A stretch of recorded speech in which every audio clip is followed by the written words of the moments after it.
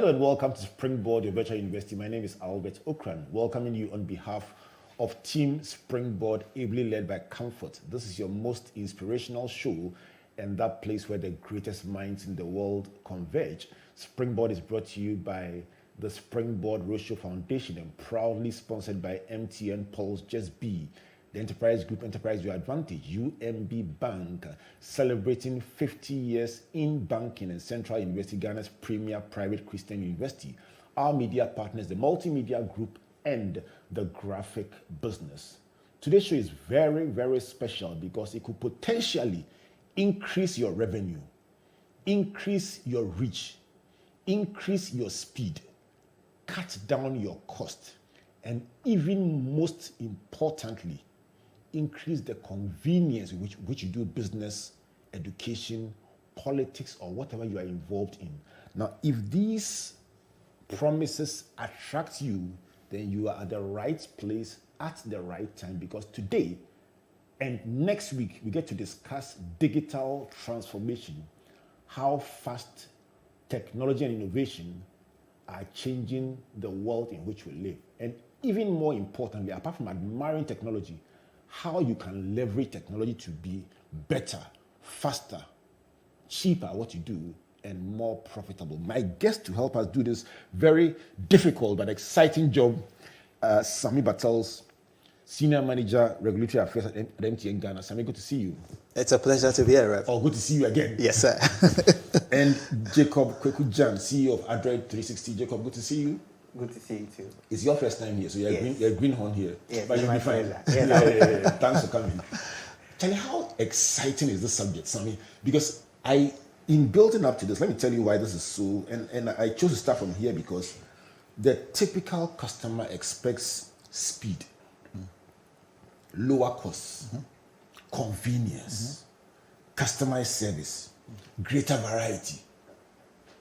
And they want it as at low a cost as possible. And I'm sure in the MTN scheme of things, these are big considerations.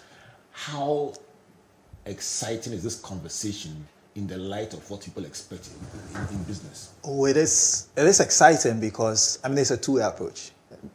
How the technology affects our lives and how our changing taste also affects the application of the technology. And I think that it's the interaction of this over the years that has determined how things will go. A lot of the technological developments that have actually happened have been on the basis of science that sometimes has existed for centuries, and people just kept adding on, and eventually something happens, somebody applies it to something that people could actually use, and then it happens. I think there are a few practical examples around us, and given my background, I'll probably be biased and say that they would say one of the greatest inventions ever in the world was legal tender, right? And they said money, and it had to be shown physically, either in coins or in paper. Many years on, Nasikanewen, you don't have to see the money, but you believe you have the money. Talking about Nasikanewen, I saw on Facebook recently that MTN had built a 2-bedroom house for the woman who did that iconic. Yes. So I went on YouTube and watched the advert again. And how many years ago was that? It's almost 20. I just can't imagine that it was such a central part of our lives. And years, for those of you who don't know, who were not in the space at the time, when MTN mobile money came out first, there was this iconic advert about a woman rushing at what was ostensibly a riverside, yelling that her son in the city had sent her some plenty money. And the young man was still in the boat asking Nascano him. Then we got to know that it was possible to send money on the phone. Precisely. So now with some Nokia, Charlie. I think technology is giving us a greater level of faith because you don't have to see money to know that you've received money. In fact, I was reading about an app that allows people to split bills. So in the Western world, if we went out together, everybody splits it down to the last coin. Right. But this technology allows everybody to split and pay instantly. Right. So we go and buy food, you and I, and decide that, listen, I'm paying half, you're paying half. You're paying half. So the technology splits the bill. Yeah, allows you, and everybody just pays their part. Now that's crazy, but... And you are seeing that these the interaction of the technological evolution and the expectation of customers, the confluence of these two is what has driven the direction of technology. Absolutely. Another example is streaming, for instance. Okay. Cable TV, or here in Ghana, what we'll call satellite TV. People begin to ask, well, I don't want to pay so much when it's just one or two shows I really want, or it's just the football I want on there. Now, over the years, streaming services meant that things could be delivered to people wherever they are. It meant they didn't have to sit through scheduled programming, for instance. The other thing that happened is that people like Netflix, who were late to the game but showed how the future will look like, then started developing programs that suit you. So they know Albert's viewing habits, they know what Albert watches. They will develop programming for Albert. Not only that, but even when they commissioned a movie, that movie would have taken into consideration what people want, how they want the story to evolve, how they want the ending to be. So when that movie comes out and it's streamed and suddenly it has so many billions of people watching, it's no longer by accident, but it was pre-programmed based on the feedback from the interaction between the streaming service and the people who watch it. Let me go behind the scenes for the benefit. And before we went on, I was telling you about when I was a child watching going to the cinema and looking at the way the rolls were used to show the films. Yeah. Very, very old technology. We were very, very fascinated. What he just described, Yeah. Jacob, help us to understand from the tech point of view, without getting very technical, how is this enabled? So let me summarize what he just told me, and then you tell me how technology gets to do that. So he's telling me that the expectations of customers and the direction of technology come together to provide solutions that may not have been planned by the tech company, but they're looking at what the customers want and how the technology is going. They bring them together and create solutions. An example he's given is that at first, TV is scheduled and you are happy with the schedule and you watch it, but along the line you get bored. I don't like this one, I don't like this one. But your show will come in 3 hours time. You have to watch out till your show comes or go and come back. And he's saying that the streaming services allow you to watch what you want when you watch it. They call it presumption. You consume what you want when you want it. And then he's saying that even more than that, they are able to tell what the majority of customers want, and then that even goes now into the actual scripting and design of the films. We are consumers, so we like what we see. But from the tech point of view, how does technology get to answer all these complex questions? So one of the driving forces of technology in these recent times is what we call big data and perspective analysis. So when you are on your iPad and you're on your computer, or even you're on a TV set, which you usually now runs on quite complex softwares, these softwares are learning from you. They are looking at what you type, the movies you select, the things that interest you. And so big data, perspective analysis, and what we call sentimental analysis. The computers are able to say that, okay, Albert likes action movies. Albert doesn't like emotional movies. And based on that, they gather these data, and therefore the companies, in fact, I would say that video on demand companies, that's what they call themselves. So these streaming services, the likes of YouTube, the likes of Netflix, Hulu, Amazon Prime, and all that, they use this information to know exactly what a lot of their customers want. And therefore, they make investments in those areas to produce movies that are fit for purpose. That means exactly what the customer wants is what they deliver to them. And in the other light, they use that data also to drive agenda, because once they know all about you, and you see, this is the age of what we call hyper integration. So big data, they are learning data from you. There is artificial intelligence, which is thinking that if this guy likes this, then he might like this. What they call same adjacency, intelligent adjacency in computing. So if you like, let me break it down. If you like Pepsodent or a toothbrush, then you certainly like a toothpaste. Right. Or when you go to let's say a restaurant, they say that, or even you go online to buy a book. Yeah. And you buy a particular Amazon. book or a particular Amazon will say, do you might also majority like this. and very often they're actually right. Yeah. because they know other authors who write similar books. So when you buy Jim Rohn, they say those who bought Jim Rohn Usually most likely buy this. bought Brian Tracy. So and it's true. So that is what they call sentimental analysis. Yeah. And they pick that data and it's demographic. I will never forget the year in which I bought one. I really wanted to buy one DVD. I knew what I wanted. And I hadn't been instructed about these things. Yeah. So it was $89. I knew what I wanted. So I keyed in that DVD. Then they said, oh, those who bought this also bought this one.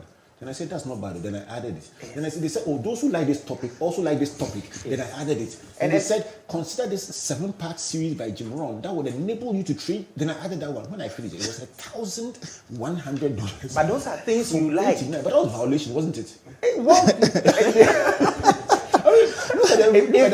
If you were the business person, you'll be happy. Your sales have gone up.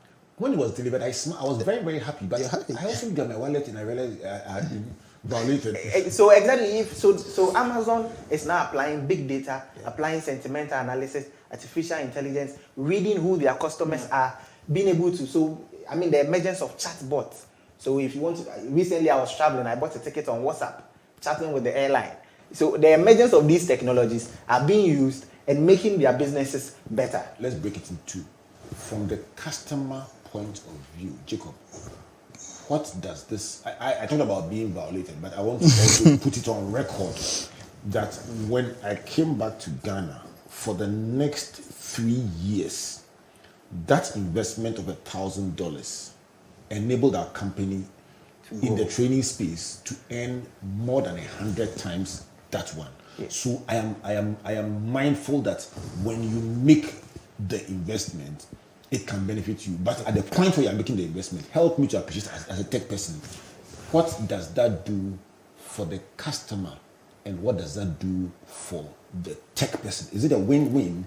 And is it possible to also lose if you are not informed? Well, in most cases, the thing is, if with data, we are able to make informed decisions. So in most cases, it's a win-win situation. However, there will be some customers, for instance, who will chance on an e-commerce website and with bad economic planning might end up spending their fortune because these companies, for them, they are in business. And with the data they have, remember that this data is driven by a software, a computer, and it is way intelligent than the average human being. And so this software would be able to make the right predictions. You were, I just said I wanted this, and there are things that you didn't want. And what they also do is they collect all your data. So before you make the purchase, they just don't want your money. What is more important to them is your name, is your email address, is your telephone number, how they can reach you, and they resell you. So they come to your email and said, we realize that you bought this. All those who have bought this also like this. Let me just add this. Albert, these technologies, and we talk about artificial intelligence, they just appeal to a very basic human side. Humans want to be recognized, identified. They want to be seen. They don't want to be invisible. Now, when I came here today, you met me, you greeted me, you mentioned my name, you greeted me by name, Sammy. That shows that there's a personal connection. You know me. And that feels good. And so when you go there and it says, hi, Jacob, welcome. And some of the basic things like even cookies, like session cookies that they use on websites, so that when you go back to the website, they take you straight to the homepage or they take you to where you were before. It's convenience. So at the heart of this is convenience. At the heart of this is our desire for personalized services. At the heart of this is the desire not to be stressed. If you went on Amazon and it was just like a jungle, you would struggle finding products. But because you've been there before, already they have an idea of the things that you are looking for. When you type in something, they start lining up all the things that you want. And that, in terms of consumer behavior and consumer preference, is a key driver that they are catering to. It is the reason why, for instance, people would prefer a rideshare app to a taxi. Because the period you stand there waiting for the next taxi to come is different from the personalized service you get when the guy says, I'll be here in 5 minutes. So what you're saying is that by the power of these technologies and these innovations, the person who sits at home and orders Uber, Yango, Bolt, whatever it is, does not even have to bother to come out into the sun, the rain, anything. can cross their legs and watch their Netflix or their movie or their DSTV or their whatever it is until the rider says, I'm here. And you knew it's going to be in 5 minutes. So you can start packing your things, locking your door, and exactly 5 minutes they are there. Convenience. And that is convenience to the person who is consuming. Yeah. Is that same convenience also to the rider or the owner of the app or the owner of the service? I'll let Jacob finish his point, and I'll come back on that. Because he was making that point. They drive the technology. That is enjoyed by both the customer and the service provider. In most cases. So for a lot of people that I have seen going into ride hailing, they have a regular job. When they close work, they're able to use their vehicle to earn extra money as a side hustle. That's a big win. And for some people, they work at probably a bank, they make some savings, they buy a vehicle, give it to somebody, employ the person, a win for the person. They are also earning side money.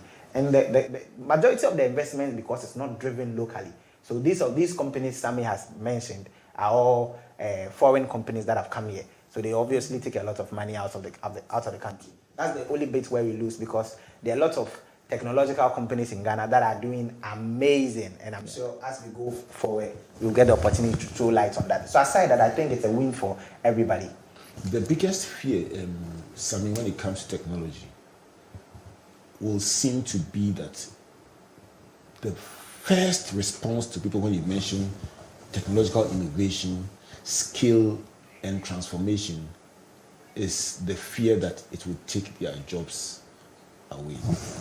Recently, there is a development, and I'll mention the company. It's a company we all know, but has opened the pioneer shops in the UK, which have no attendants, which means that you walk into the shop, take your trolley, as you normally will do in any Sainsbury's, Marks and Spencer or whatever, and go to the rack, pick whatever you need, get to the point where the teller typically is, scan them yourself, which is regular practice.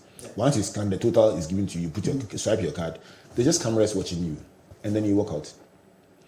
The persons who fear that the evolution of technology will take their jobs away, are they right, wrong, or both? There's a point in there about job losses, but I think some of the evaluations have been alarmist in nature, and let me explain. First, I'll start with a historical antecedent, and then I'll end. You would see that throughout history, this has all happened over and over again. It's a cycle. Industrial revolution happens. You have the development of the steam engine, the printing press. It must have put some letter writers out of, and the monks who used to transcribe the Bible and all of that. What happened to all of those people? Because printing meant that things went out, written materials went out to the masses. But we all know what that also did. It created a new job called the printing press. And people who had different roles. And because you have run this before, you know the different jobs that relate to the printing process, including even who the proofreader is and all of that.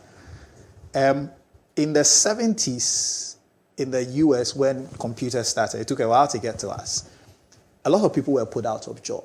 And they used to have secretaries who waited for bosses to dictate. I think here in Ghana, people went to school to learn shorthand because of these things. Because you sit in a meeting and somebody dictates and you write. Once computers came, it became redundant. They no longer needed to be doing this. One of the most epochal examples will be in the 1900s when Ford developed the Model T. The way Ford transformed the way cars were manufactured is because he came with the assembly plant, right? Before, one guy would work on the whole car. And let's say they were producing 8, let's say in a week. Now he decided one guy becomes specialized. All you do is you fix the wheels, and they double their productivity. When that happened and everybody started using it, the conclusion was that a lot of people were going to lose their jobs. But the effect of the efficiencies created was that the prices of cars dropped. Because Ford had told himself that he wanted to produce a car his workers could buy, even the lowest workers. Once the prices dropped, it meant the ordinary person could buy a car. And that meant that the demand for cars had gone up. When the demand for cars went up, it meant that more factories had to be built. It meant more cars had to be produced. In actual fact, contrary to the expectation, it meant more people had to be employed in order to keep the factories working. Now, by that same token, in this current situation, inevitably, people are going to lose jobs because their training will be redundant. So we spoke about the Sainsbury's and the Asda and the Tesco's and the people who used to sit there and do the calculation. The fact that people do self-service. Now, the fact that somebody does not have to stand there anymore doesn't mean that some other jobs are not created. What's happening is that many more jobs are being created. I think in the US, they said that the difference between how many jobs were lost because of the computer and how many jobs were created was around 15 million. About 3 million jobs. 15. About 3 million lost. 18 million new roles created because the computer came. Now, just to wrap it all up rather beautifully, is the sense in which the alarm is over the fact that the jobs that will be lost or the people who would require training, we can see. The jobs that are going to be created, we cannot see all of them. None of these things will happen instantaneously. In fact, some of the new jobs that tech and all these technologies are going to create, we don't know yet, and we can't fathom yet. So the key thing will be how people pivot and learn new skills. I think we've learned from experiences of people like soldiers in the US and other places that even when a person has gone into a career, they can always pivot and learn new skills that makes them relevant. So I don't think the net effect will be that people will lose jobs. The net effect will actually be that more people will be in jobs, but in jobs that they can't recognize now or couldn't have recognized a few years ago. We're going to come to that in a very beautiful, but let me come to you, Jacob. One of the reasons why I was fascinated by your story and brought you into the show was listening to you talk to an international conference about starting life broke. I love those stories. When people talk about starting life with real hustle and talking about how in the course of that journey, you, as it were, stumbled on technology and your life has not been the same. Give us a bit of a summary about that part of your life and how you found yourself in tech. And hopefully, as we do that, we can learn some lessons about the possibilities that the world of tech brings. Well, I think, my name is Jacob, as you all know. I'm a tech freak. I love everything digital. I started with software programming, and now anything that has to do with technology, I love it. I graduated senior high school, grew up with my parents in Accra. My father, he was a mechanic, electrician, and he was very hardworking. He drove taxi at night and did the mechanic during the day. And my mom would sell anything from pure water on her head to anything at all she could carry. Grew up in Alajo, Kotobabi, Newtown, slept in containers. And so after high school, really, I didn't really know what to do with my life. In high school, I wasn't an average student. By God's grace, always at the top of the class. So I really wanted to go to tertiary, but I also knew that life was challenging. My parents didn't have the pleasure of just taking me to tertiary. So I chanced on anything I chanced on, I tried to do it. So I taught in the secondary school for some time, a basic school as a pupil teacher. So I ended up going to do internship at GBC. And on my way to go and cover a story, in fact, the week before, my boss at Unique FM had sent me to cover a story with President Mahama. And that was the first time. And I was given huge money. And look at me, sleeping in all sorts of places, being given a big envelope after I did a story. So the next week I heard that, the president is coming to Manchagbona. And you know, these journalists, we are all in a certain group. So you see it in the morning and you have to just dash there to get something for the day.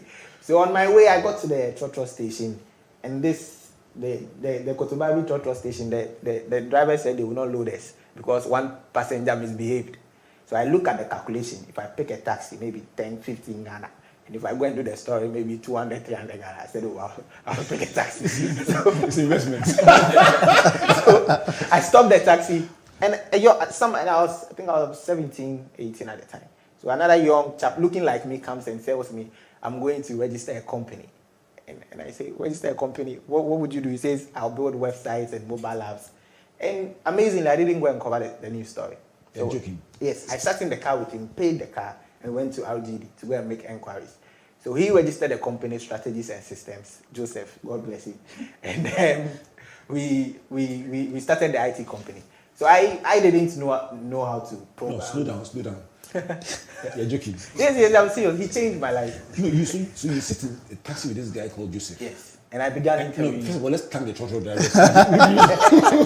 Who did he know you? Because, my goodness. Yes. And then you sit in this taxi with this guy. Yes. On your way to Manchaguna. Yes. To go and cover the president. Yes. And then you say, this is more interesting. Yes. So he tells me, I think at the time I was in love with Steve Jobs. So I was always, when I close work, I go in. Usually I don't want to go to my father's mechanic shop because I would have to do mechanic work. So I go to the internet cafe and I'm with the boys. So I'm always watching videos of while they are in quote browsing, I'm watching Steve Jobs. So it's like Steve Jobs appeared to me in the form of Joseph. And then I was always watching it. So Joseph just came and said, he's going to register an IT company. And I was like, well, this sounds interesting. So a bit more interesting than the mechanic work. So I followed him. We later on did the registration. Now the challenge was, he was an amazing software engineer, but I didn't know anything. We didn't have any clients. We didn't know how to. We were all 17 years, young kids. So I told him that I can get clients. So I wake up every day. I don't think my clothes were probably one or two every day. Wear the same. Walk to Moving Pick from Kotobawi. Walk to Labadi Beach Hotel. Any hotel at all. Because I realized that if I go there, I meet people, conferences, and I gained that from my few months as a journalist. So I go to Moving Pick, they are doing a conference, and there will be a CEO or somebody. I go to the person, my name is Jacob, I'm from Strategies, and we can build a website for your company. And I did that for probably 1.5 years till we got our first client. And in the 1.5 years, how were you living? My father, really, I wake up in the morning, carry car batteries, help him in the shop, and I get 10 Ghana. Then immediately I get anything on me, I'm going straight to a hotel. Moving All about the beach. And when I get there, I usually used to eat there. So whatever they serve the people. And because I had practiced as a journalist for about 3 months, I knew how to get in. And I knew how to act like I'm part of the conference. But these things you're saying, I can see about 5 different teams. Now for once, I'm stuck because I don't know which of them to explore. Because I'm looking, first of all, at the entrepreneurial mindset. I'm looking at the sacrifice of a man who knows I can do it, but I'm not there yet. But I'm willing to hustle and carry car battery, knowing that the very next hour or two, I'll be hanging out with business CEOs and pretending I'm a serious person. And I can see also the leveraging of your journalistic experience, something that Sammy has very much in his background as well, and using that as a tool in building networks and so on. Yeah.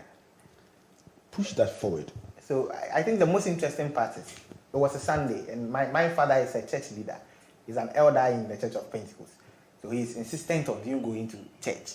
So I told him that today I'm going to Action Chapel. And my reason was that I heard someone say rich people go to Action Chapel. Wow. And as a 17-year-old boy, based on that assertion, I went to Action Chapel that day. Sat at the back. When after the service, Looking for rich people. yes, looking for someone I would be bold enough to approach. So after the service, I saw there's a cafeteria. I went to the cafeteria, saw 2 people chatting, and then I heard someone say the guy passing by is the CEO of Dell.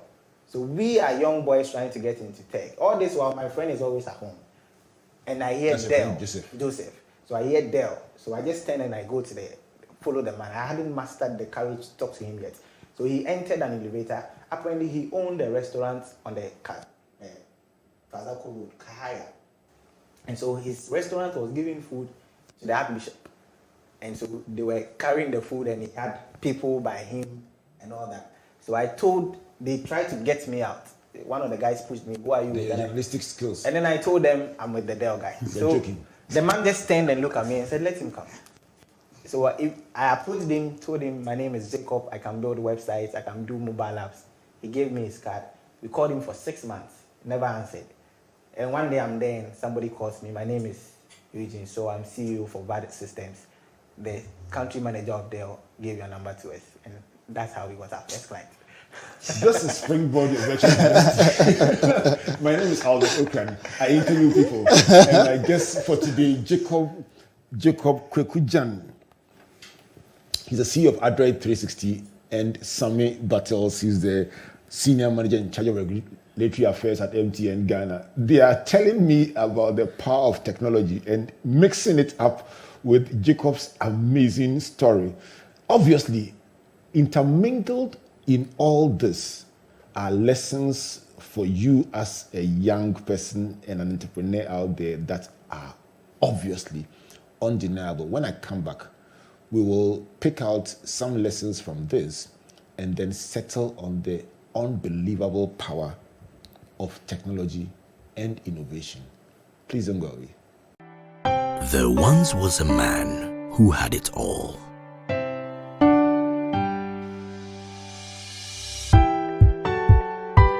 He had skill, he had charisma.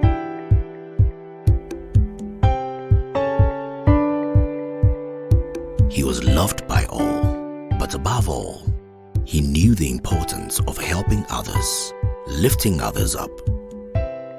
He knew the importance of giving other people an advantage so that they too would use that advantage to help others. All you need is that advantage that sets you apart from the rest. And when you discover that advantage, life's challenges don't seem so daunting anymore. That's where we come in. Enterprise, your advantage.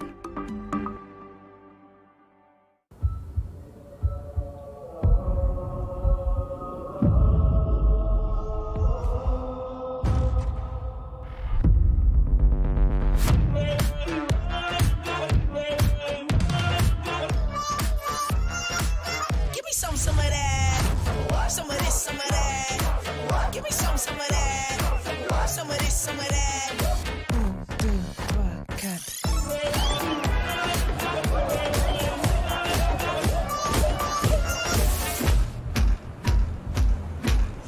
One, make you melt like the sun. Two, I can make it all about you. Three, you should make it all about me. Four, yeah, I think I like that more.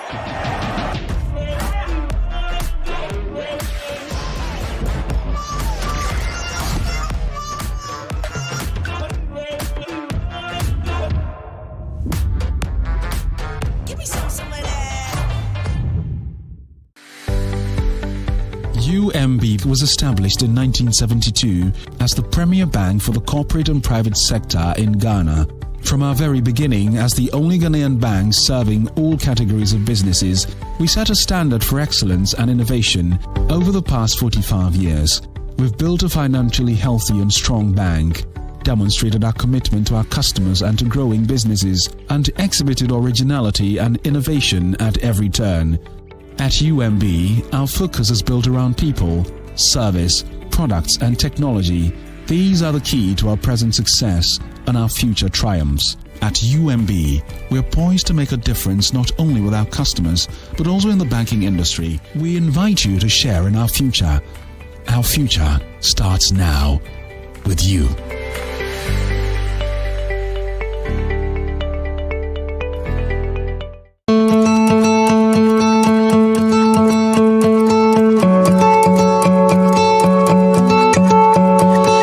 Central University, we are not just giving theoretical knowledge, but also real-life practical immersion. Our projects and research are targeted at solving real-life problems within our built and natural environment. My name is Jacob Gyan, an architecture student. The faculty and facilities available to us make us industry ready. The project I'm working on recently won an award when my colleagues and I visited the Netherlands. Central University makes you industry ready.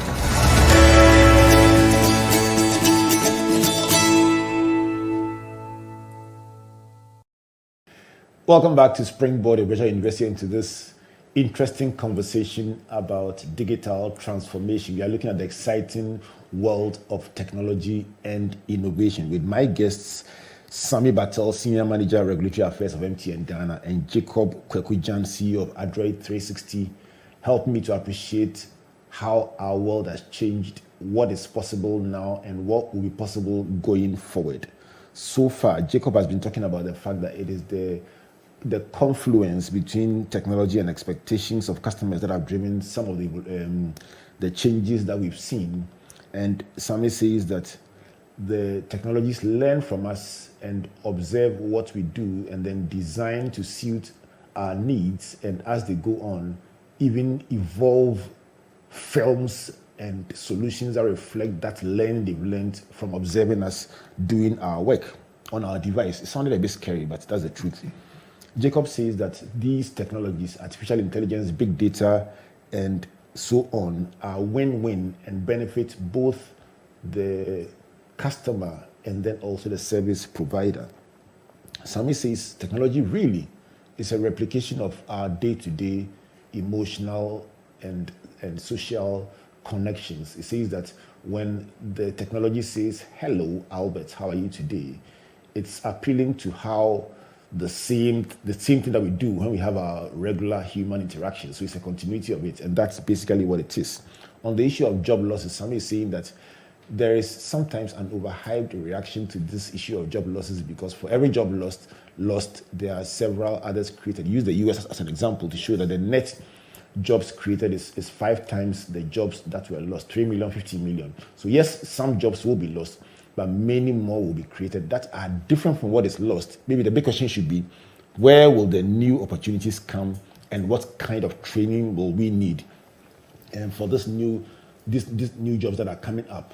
But the high point of that first part was Jacob telling a very crazy story, if I may call it that way, of starting out in life from a disadvantaged background and some deliberate actions that he took to move himself forward in his career, and a chance encounter with one Joseph in a taxi that turned his life around. I mean, Sammy, you introduced me to Jacob, and I must tell you something. The guy is crazy. He's sitting right here, and I'm saying he's crazy. So once you are friends, then you also are crazy. What about that story connects to you? Because I found entrepreneurial lessons, I found leadership lessons, I found personal attributes, boldness that can be leveraged in your career and your business.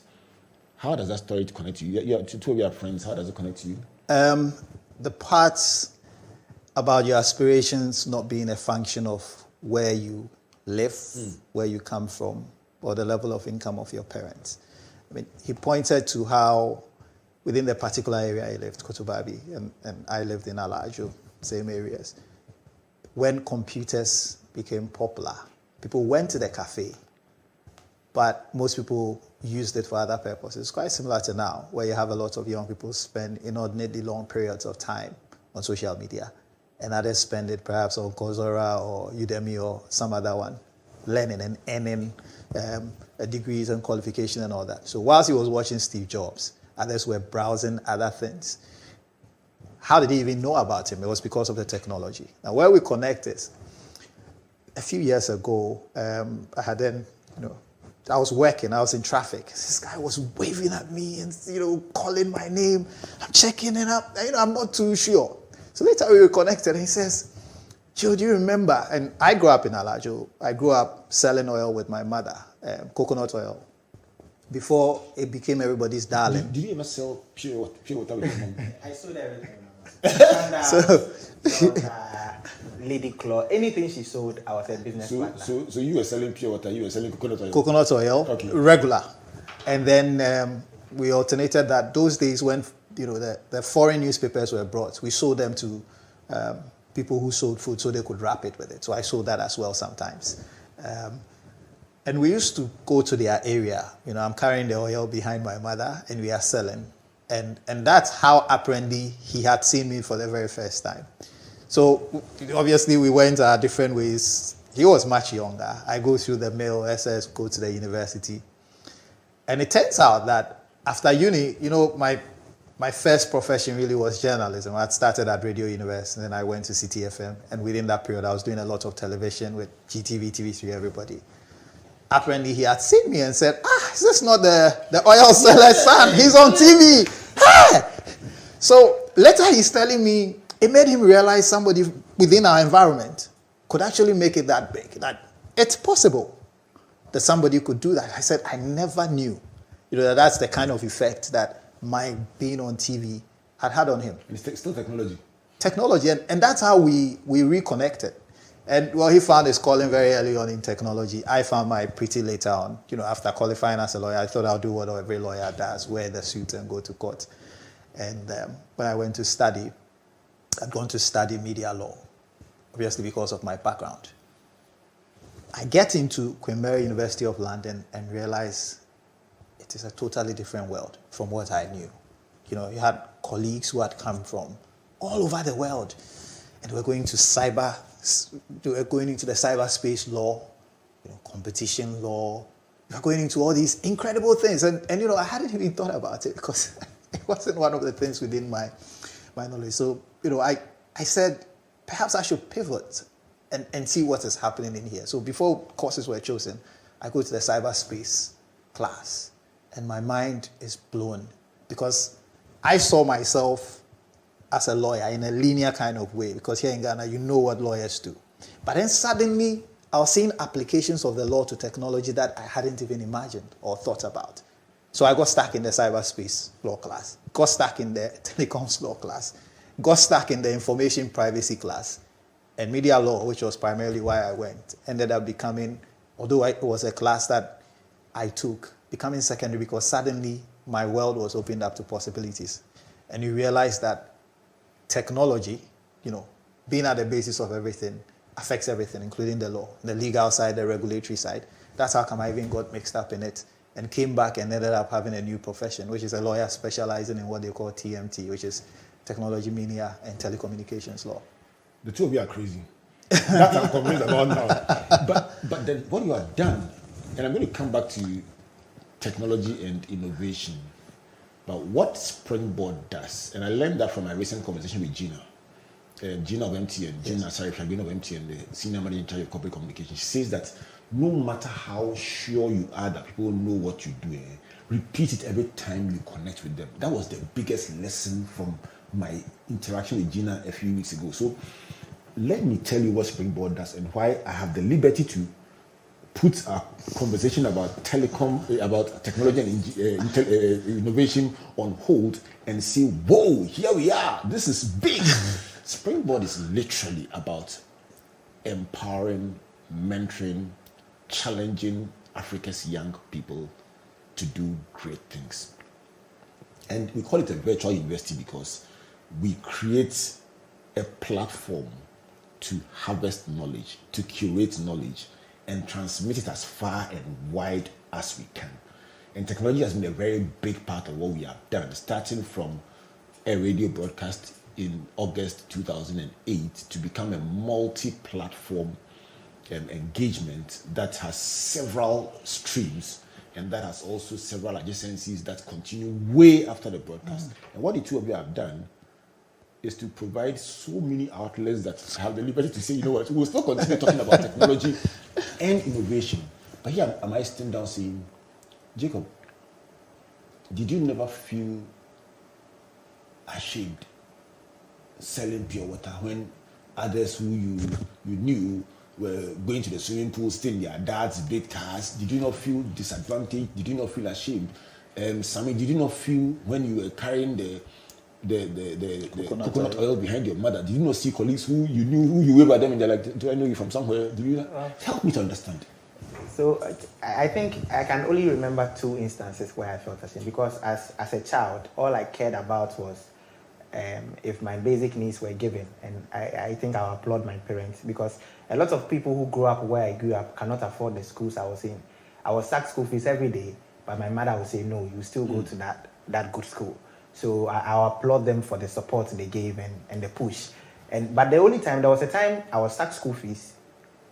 I think I was in JSS 1. So I went to the mechanic shop. My father says, come and help me. So I'm changed into what they wear and I'm helping him with the cars. And apparently my mates close and I see them walking. So I start running, running away. And my father never understood. I'm sure he still doesn't understand. And the second time was that sometimes I'll go around with my mom with anything she sewed. So at the time, I think she sewed ladies' slippers on her head. And whilst we were going, we passed by one of my classmates' house. And he came to school and made sure he narrated to everybody. So the next time, I was around the same JSS 1. My mom packed the stuff. And when she came back, I was sitting down in tears. Oh. And so she added mine to hers. And that was the last time I ever went around with her. So those are the only two You instances. abandoned your mom. You made her carry double portion on her head. Have you compensated her for abandoning her in the middle of your business project? I am sure I think my father is the most proud person in the world. And my mother has enjoyed her fair share way more even than my father. So always do. she has, I mean, it's been a fantastic journey from what I've said, knowing nothing. And usually I want to push people to say that you don't have to have fears. You don't have to be scared. Because when I got my first client, I didn't know what a logo was. I didn't know. I was 17. I just completed high school. I didn't know what invoice was. So anything they requested for, can you send us a pro forma? I go on the internet and I type. What is pro forma? Then I see samples. Then I'll take the company name out, put my company. I didn't even know anything. So and again, technology was key. Google was my home.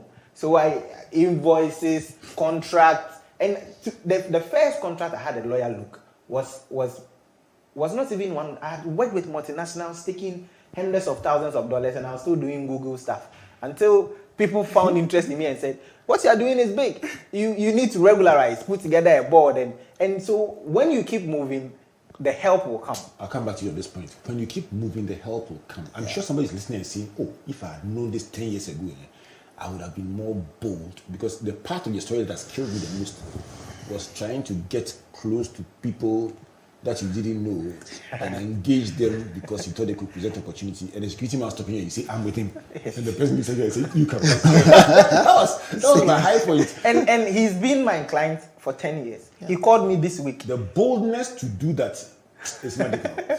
And then also not to go to Manchaguna. Sammy Bartels, let me come to you, and I'm enjoying this tremendously. I mean, this is what I do for a living. I'm just enjoying new knowledge. If somebody sat in front of you and said, "You're a lawyer, you are an executive in a firm, this is my dream, but Charlie, my home is hard, and I feel disadvantaged. How can I borrow from this story to inspire that person who feels, Charlie, sacked for school fees?" And then you talked about how those times you just get moving. What lesson can the person who is beginning, who is struggling, learn from that? It doesn't cost anything to dream. Okay. When you're carrying the oil, were you dreaming? Oh yes. It doesn't cost anything to dream, and you have nothing to lose. I mean, how worse can it get anyway? And I say, even when I carried the oil, I dreamt because of my mother. Because at every point in time, she had sowed seeds in our minds and had said, this doesn't detract from whatever you want to become. I remember in the very early days, my mother raised us as a single mom. When we left my father's place and we came to my mother, we then had to do the step down, from a preparatory school to a government school. This was class 4. She said, it's more about your effort and not the environment you find yourself in. So even if the environment is discouraging, take yourself out of the environment. Whenever you are doing anything, remember where you want to go to. And that was it. It settled it. So then you remember Saito. So I went to Alajo 1 and 2 primary school. In the morning, when you are in the morning, you do morning shift for 2 weeks, right? So you do school from like 7:30 to 12. And then another batch will come from 12:30 to 5. 2 weeks later, you turn things around. Yeah. That's how it used to be. So in the morning shift, I'll sell in the afternoon. When I was in the afternoon shift, I'll sell in the morning. By 11 o'clock, we are done. So I leave the rest to her, and then I rush back to come and bath to go to school. I think one of the crucial things in my ability to see beyond my environment and circumstances was books and reading. I told you that the other business was selling off newspapers. Were you reading them? Most of these newspapers came from the UK. Yeah, so Daily Mail, you had the Guardian, the Times. Correct. Look, the things in there were things I hadn't seen before. The things in there were things, and we talk about Manchester United and all of those things. You are watching, and those prints were good quality. And you are reading about the Prime Minister, reading about this, reading about that. I used to digest them. Did that influence why you went to your school in the UK instead of the US? Which was quite fashionable. Well, partly. But, there were things in there, and the more I read, the more I wanted to know. That, okay, so what more is there to it? I remember befriending this newspaper seller. God bless him wherever he is, at the Alajo taxi rank. He noticed that in the mornings, because then I had read everything at home, I'd come and stand there and read every single newspaper, at least what was on the front page and back page. So after a while, he started giving me the newspaper. So this is before school started. So if school was 7:30, I'd get there like 7. And these are newspapers people had bought in reserve, will come and pick later. He just gives you, and then you start thumbing through sports pages, this pages. Within 30 minutes, you have to read the whole graphic and then hand it over. And then you go back to school. That was step 2. Step 3. In Alajo school, they had a box of books that had been concealed in the headmaster's office because the feeling was that the children were not serious, they were destroying the books and they were stealing the books now. Because I was class prefect, I chanced upon the books and I asked the headmaster at the time, Master Donko, whether I could have access to those books. He said, yes, I could, but I couldn't take them home. So then we had a new arrangement. Whenever I had the afternoon shift, I'd arrive in school by 11 a.m., go and sit in the corner and have access to the box of books and read them until 12 when school started. When I was on the morning shift, I would close at 12, read the books for like an hour, and then go home to continue doing business with my mom. What that meant was that irrespective of what I saw around me in Alajo, my ambition started growing. Even at that stage, I knew that eventually I'd become a lawyer because I didn't see myself within the environment. I saw myself within the things that I was reading, the places I was reading about, the famous people I was reading about. So I was no longer competing with the people around me. I was competing with myself. That's a beautiful story, and the lessons. Now I see why the two of you are friends.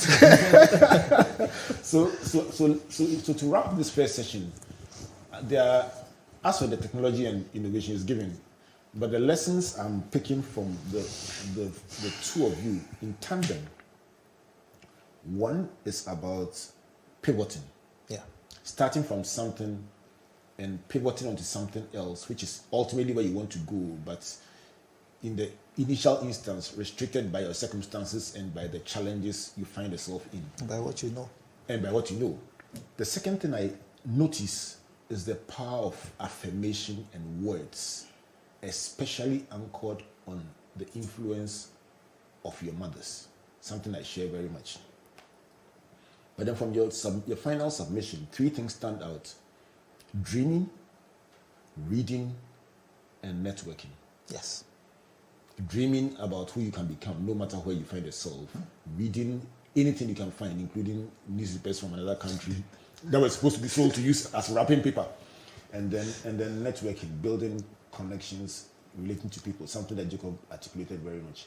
We will wrap up this first session, and next week we'll go into what I think is going to be very fascinating for everyone, because we'll borrow from everything that we have learned and go into how technology influenced every step of your journey as a corporate executive and your journey as a business person, and then target a certain cluster of industries.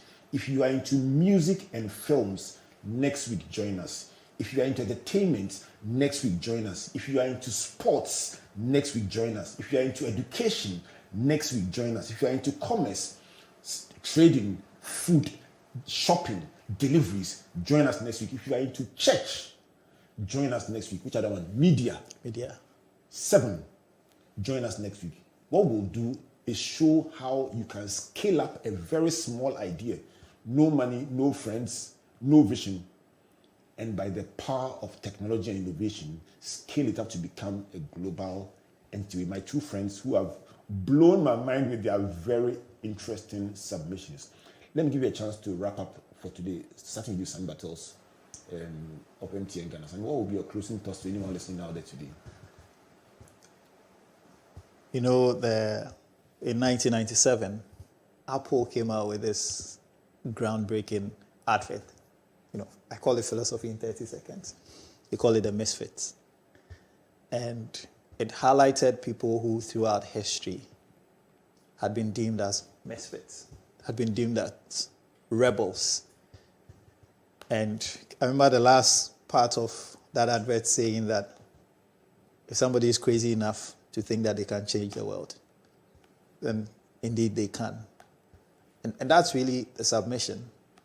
that you need to be a misfit in the positive sense, really. You don't have to go with the flow. You don't have to fit into your environment. You don't have to fit into the knowledge you find yourself in. It's that box. Sometimes people say, think outside the box. I don't think there should be a box at all to think out of. There was once I met this astronaut who had come to Ghana, and I asked him, if there was one thing you could say to me, what would it be? And he said, I've been to space. There's no limit. You know something interesting? My son Jojo said he had to meet that astronaut. Yeah. And we did everything possible. Oh. And he met him, and guess what? He told him the same thing. There's no limit. They say the same thing. They say the sky is the limit. He said there's no limit. Because he's gone beyond the sky and he's seen the heavenlies and he's seen the solar system. There's no limit. There's no limit. And that's all. And those will be your closing thoughts. There's no box. There's no box. There's no limit. Jacob, what's your closing thought? But I want to affirm that you are crazy. But still tell us your closing thoughts. Well, so you can only change the world if you are crazy. And that is important. As Sammy said, see, you don't have to fit in what is happening. You don't have to follow the trends.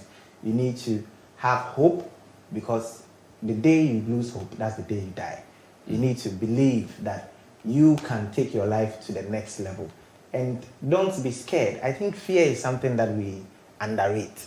There are so many people. When I started my business, I entered an incubator, and there were almost 15 businesses in the incubator being supported to grow the business.